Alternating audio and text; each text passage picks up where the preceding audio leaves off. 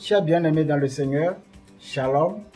Aujourd'hui, nous allons parler sur les conditions pour bénéficier de la mission de Jésus.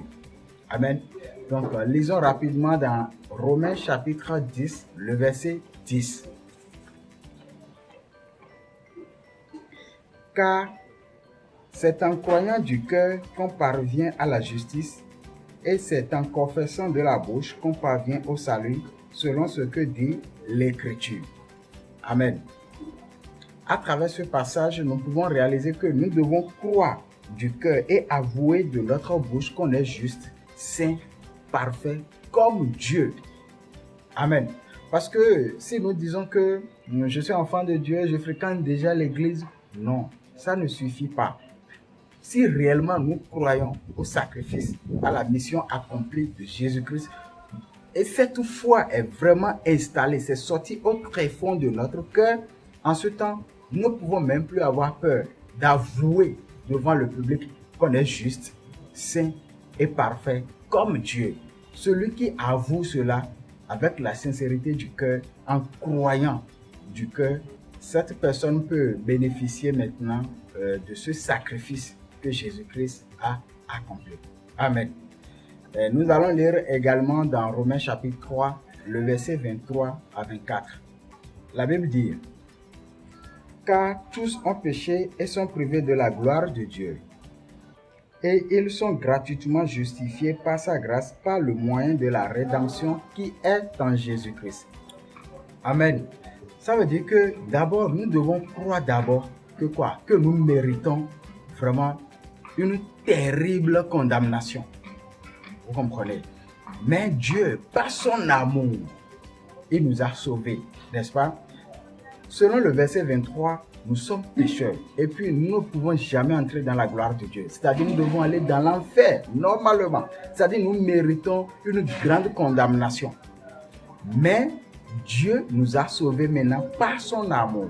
Le verset 24 a dit: et ils sont gratuitement justifiés par sa grâce, par le moyen de la rédemption qui est en Jésus-Christ. C'est-à-dire qu'à travers Christ, nous avons obtenu quoi? Une justification de Dieu. Ça ne vient pas de nous, mais de Dieu. Amen. Hein? Donc, nous devons croire que normalement, nous méritons la condamnation.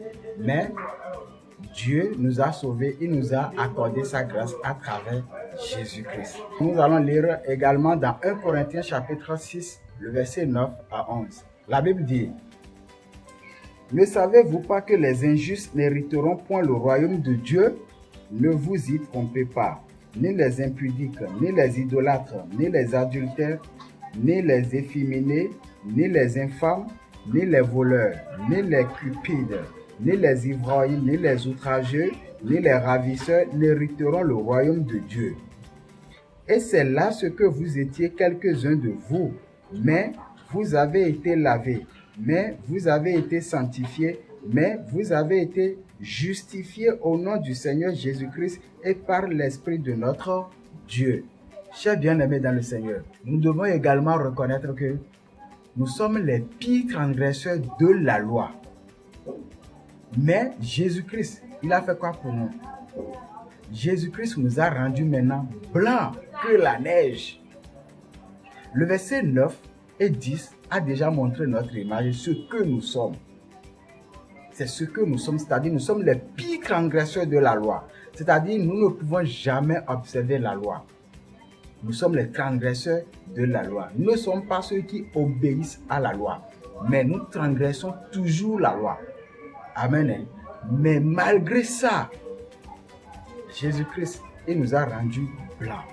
Le verset 11 a dit: mais vous avez été lavés, mais vous avez été sanctifiés, mais vous avez été justifiés par l'Esprit de notre Seigneur Jésus-Christ.